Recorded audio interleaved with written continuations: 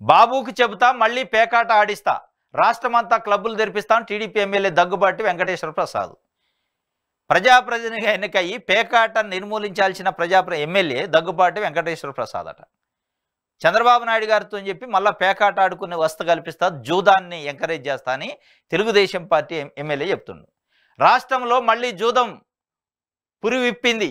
ఇప్పటికే అనధికారికంగా టీడీపీ నేతలు నిర్వహిస్తున్న జూదము మట్కా కేంద్రాలు ప్రజలను నడి రోడ్డున పడేస్తుండగా ఇప్పుడు అధికారికంగా పేకాట క్లబ్బులు తెరిచేందుకు ఆ పార్టీ ప్రతినిధులు సిద్ధమయ్యారు. ఇందుకు అనంతపురం అర్బన్ టీడీపీ ఎమ్మెల్యే దగ్గుబాటి వెంకటేశ్వర ప్రసాద్ చేసిన వ్యాఖ్యలే నిదర్శనం.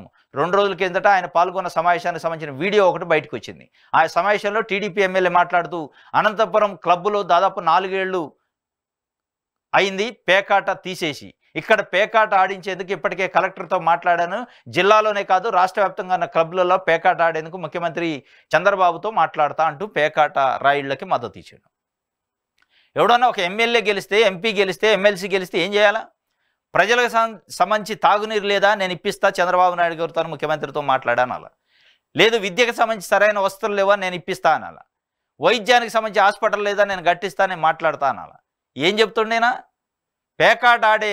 పేకాట రాయిళ్ళకి, జూదం ఆడే జూదగాళ్ళకి నేను అండగా ఉంటా, నేను చంద్రబాబు నాయుడు గారితో ఏకంగా మాట్లాడి మీకు పేకాట క్లబ్బులు తెరిపిస్తా, గత 4 ఏళ్ల నుంచి జగన్మోహన్ రెడ్డి ఉన్నప్పుడు పేకాటను బంద్ చేసిండు, మీరు ఇబ్బంది పడుతున్నారు అని చెప్పి వాళ్ళ కోసం ఆయన గెలిచినట్టుంది, వాళ్ళ కోసమే పనిచేసేటట్టుంది. మెజార్టీ ప్రజల కోసం పనిచేసేటట్టు లేదు.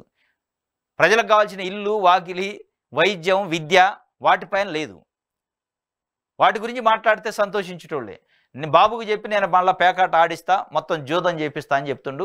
ఇది Telugu Desam party MLA, Anantapuram urban MLA అట, దగ్గుబాటి వెంకటేశ్వర ప్రసాద్. ఆయన పరిస్థితి ఇట్లుంది.